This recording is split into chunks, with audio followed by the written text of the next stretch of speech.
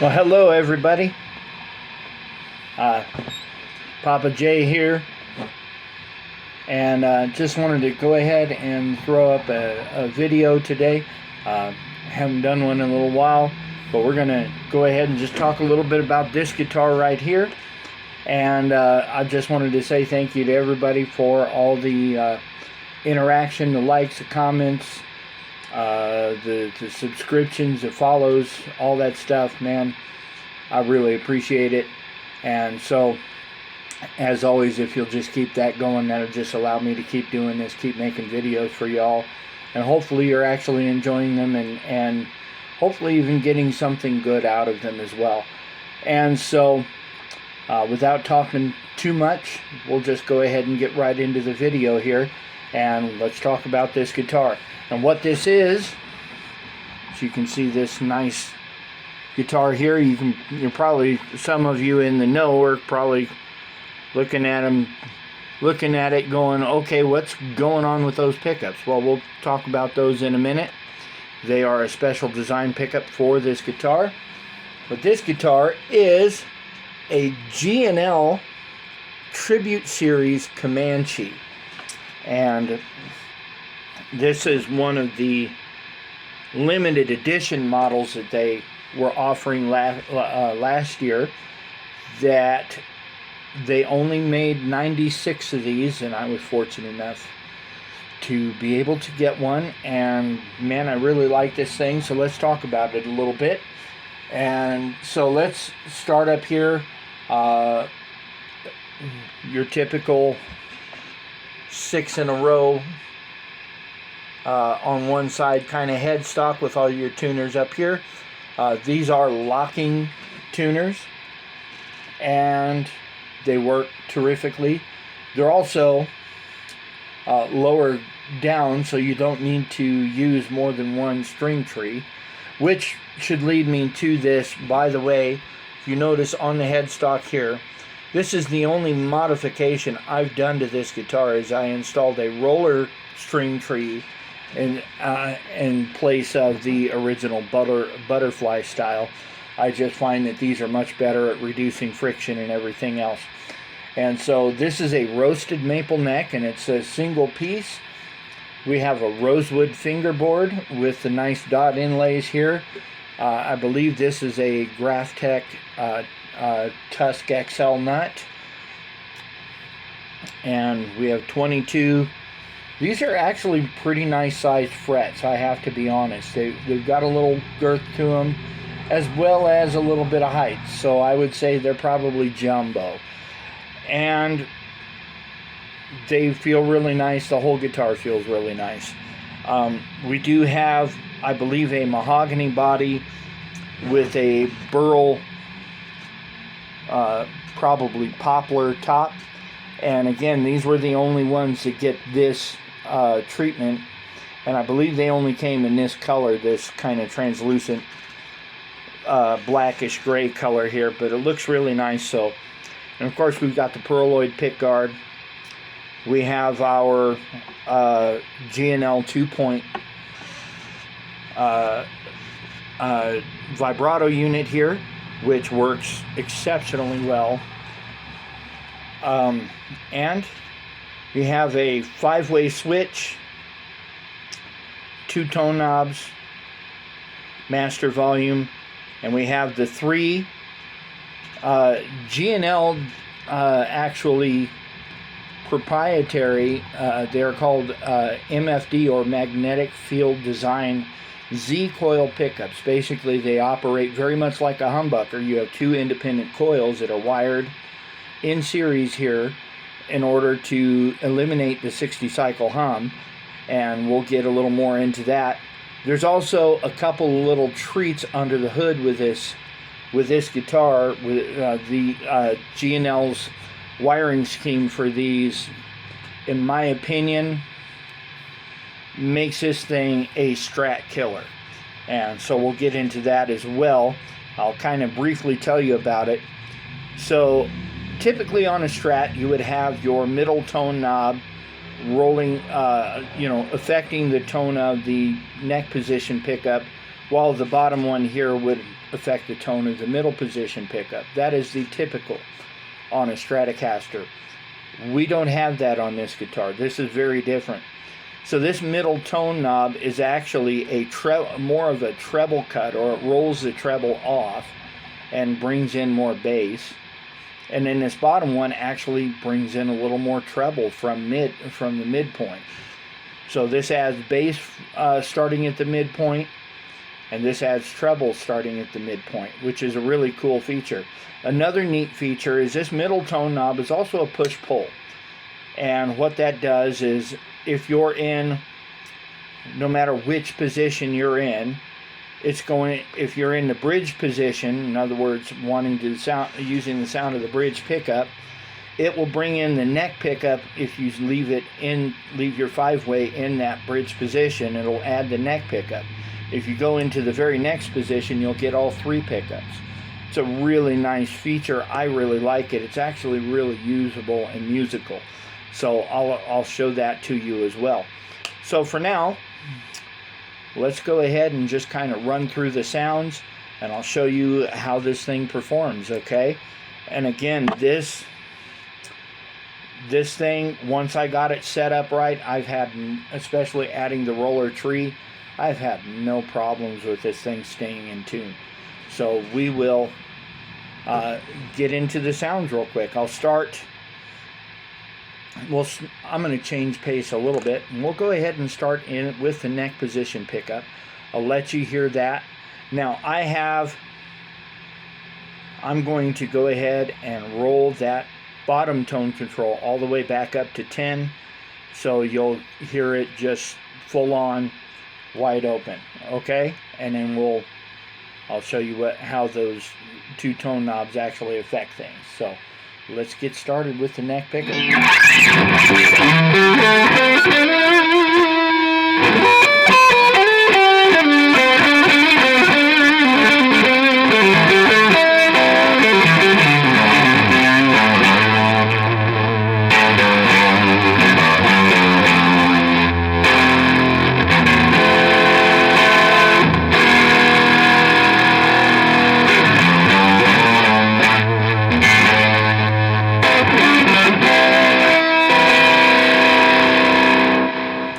So you can hear it sounds very similar to a Strat, just without that extra hump. Very nice. And so let's go ahead and I'll show you what these tone knobs do real quick. I'm going to go ahead and start with the middle tone knob and show you how that adds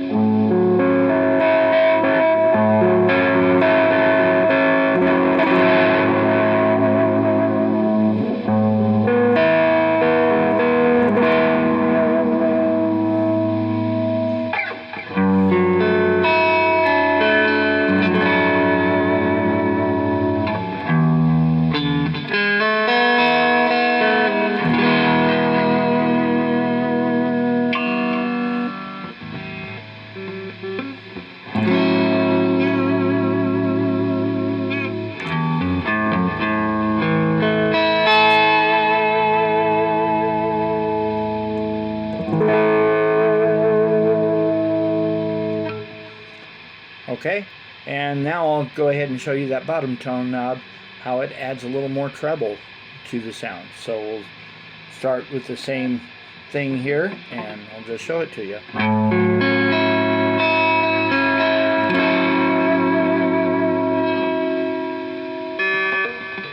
Now we've got that rolled off.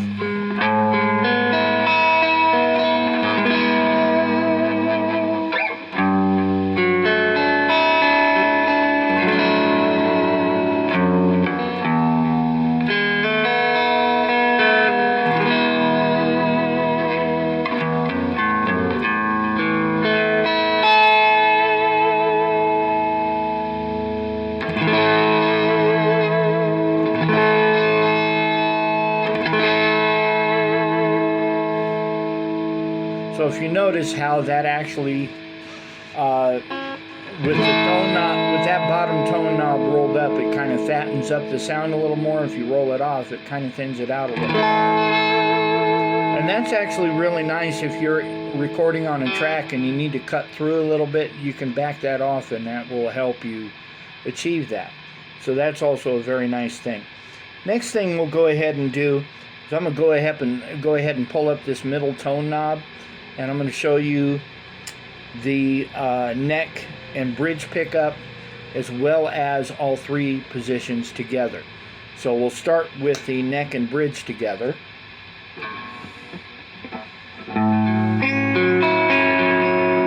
So remember, this is just the neck.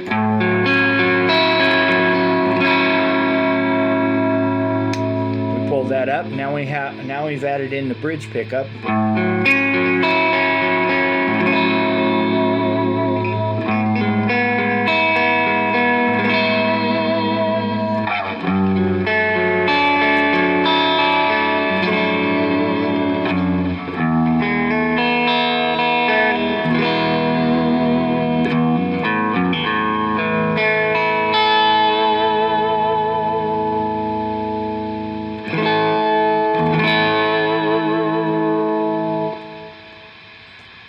So we have that.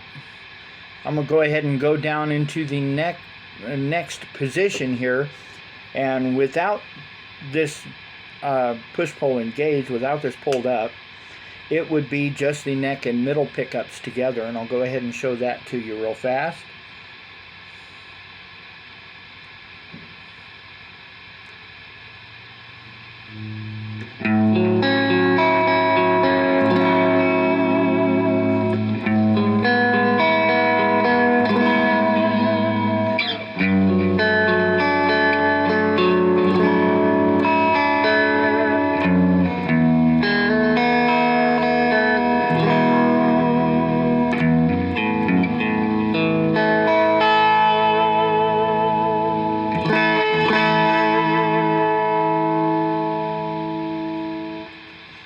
And now I'll go ahead and pull up that middle tone knob again, and this is going to give us all three pickups on at the same time. So I'll show you that.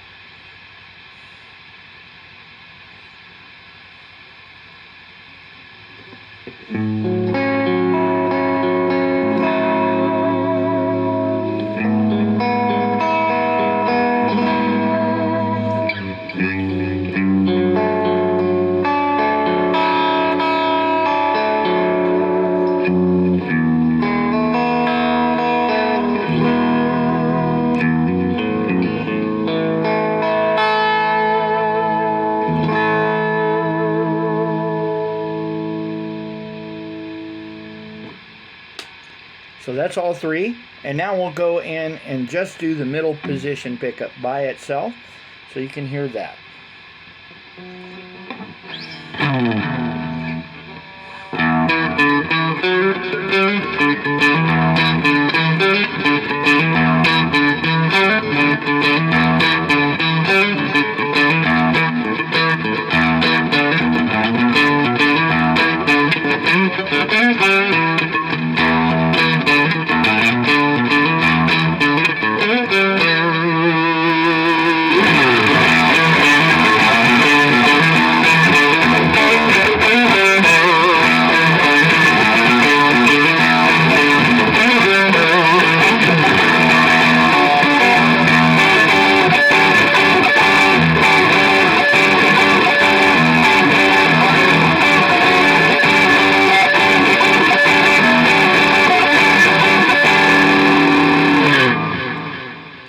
So that's the middle position by itself. Now we will go into the following position, which will bring us to the middle and bridge pickups together. I'll let you hear those real quick.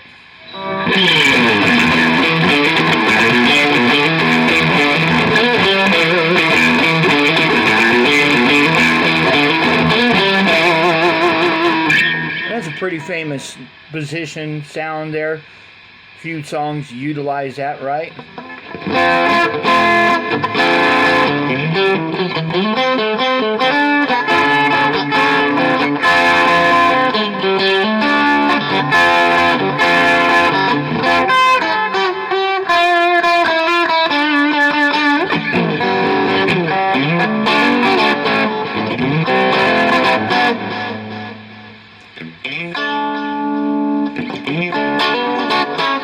So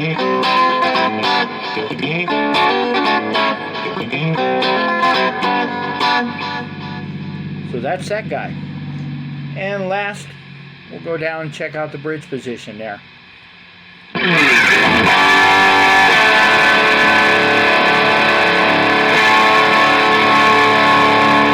I will say one thing I really like about these pickups is they have all the right sounds as far as what you would expect from a guitar of this style. But I love how that bridge pickup just sounds that hair bit fatter, just that hair bit closer to, say, maybe a P90 kind of pickup. It's just got a little more heft to it, a little more girth to the sound, and I really like how it does that.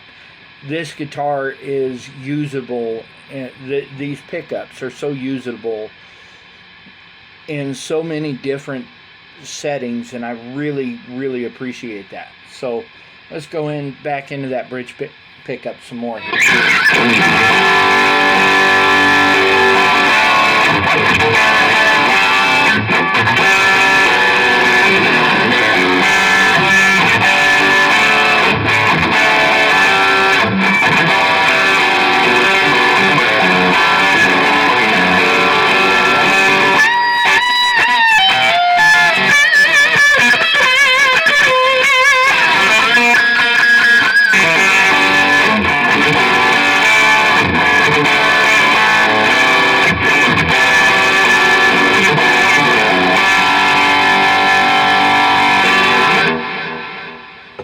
And that's all the pickup positions.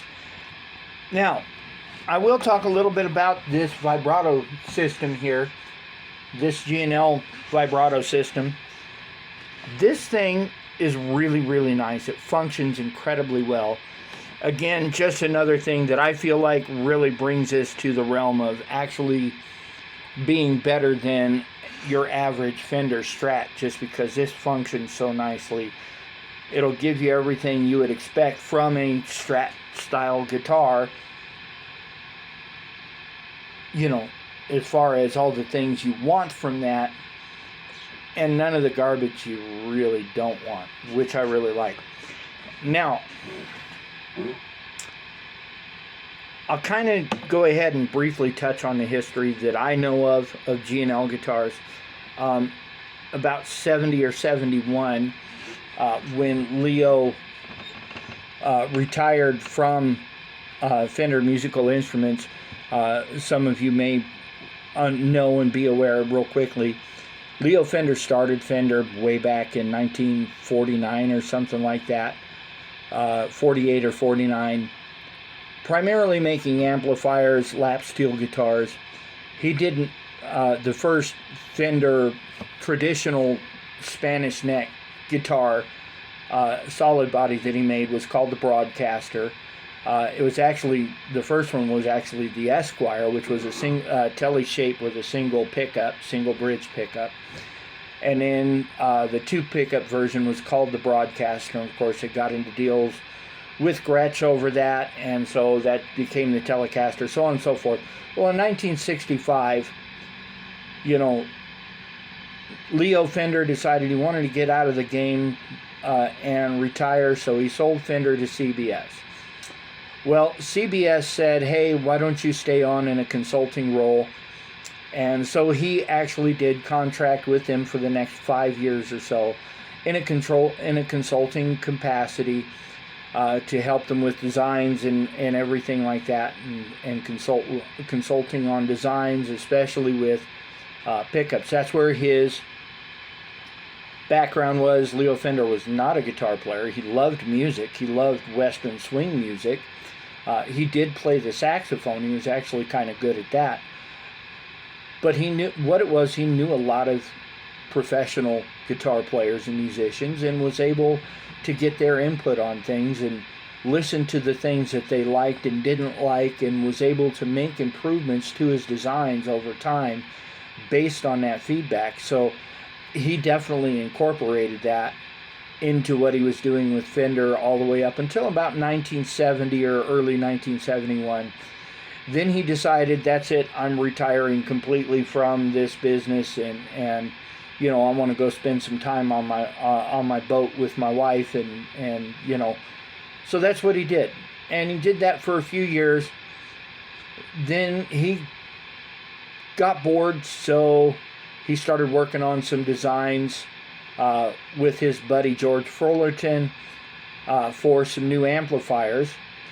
And when the no-compete clause that he had going with CBS expired, he went ahead and put those amplifiers into production under the Music Man name. Now, everybody knows Music Man nowadays that is familiar with the guitar world from all the Ernie Ball Music Man guitars. Well, the early Music Man was just amplifiers. They were maybe a couple years in before they decided to start designing some guitars, and they started designing just some very basic, simple guitars. Again, they were more a vehicle for Leo Fender's ideas and kind of mad scientist mentality of trying to make things work better electronically. And so that more than he intended them to be available for public consumption. However, that did happen. A few years into that, he said, you know what, I need a break from this again. And so he and George Fullerton sold Music Man to Ernie Ball, and that's how that became Ernie Ball Music Man. Stayed quiet for a few more years. Then, I want to say late 70s, early 80s, he and George Fullerton got back together again, went into business, partnered again on a venture called G&L, which is George Fullerton and Leo Fender. And they started putting out guitar designs. And again, it was more a vehicle for Leo Fender to engineer and perfect the electronic ideas that were going on here to make that function better and work better. These were actually everything that's on this guitar.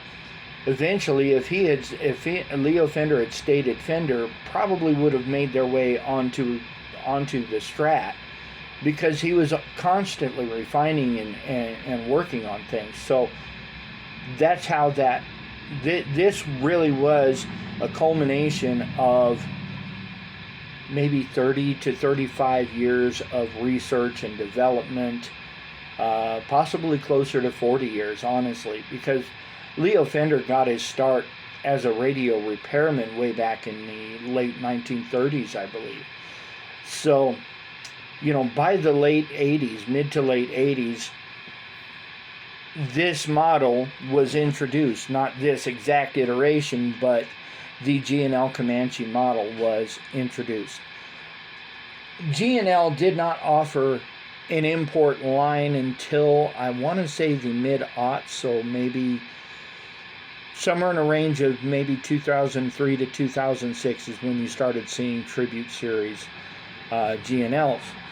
And that was mainly because for many years they were able to produce solely American-made, USA-made instruments for about half the cost of, say, a Fender or a Gibson, also produced in the U.S., and so they weren't needing the more budget-friendly pricing of an import line. However, as the U.S. manufacturing costs were increasing and everything, they had to keep up. And so the Tribute Series line became a thing. Much in the same way that Paul Reed Smith had a very heavy involvement in developing the SC line for his brand, the folks at G&L did. Now, Leo Fender passed away in, I believe, 1995 or 96. In the mid-90s is when he passed away. And so G&L continued on with George Fullerton at the helm for a few more years until he decided to retire from full-time service and acted in a in a consultory role for quite some time until he, I believe, passed away a few years ago also. And so the folks that now run G&L are doing an amazing job. These Tribute Series model guitars will stand up to anything USA made as far as quality. You know, I'm just blown away by this. I know I'm kind of going on a little bit longer on this video than I normally do. It's not to really gush, but at the same time, you guys, I really like this guitar. And those are all the reasons why. This is really well thought out, really well made, well put together. A lot of great ideas. I love that the electronic system on this guitar, the pickups and the knobs and switching and everything, I love how functional and versatile it is, yet it's very, very simple. And I really appreciate that. So, with that said, I hope you guys really enjoyed this video. I hope you enjoy this guitar. Now, you can still find production line G&L Tribute Series Comanches as well as USA model Comanches. The pricing on the import Tribute Series model Comanches, I think, is in the neighborhood of about $700, which is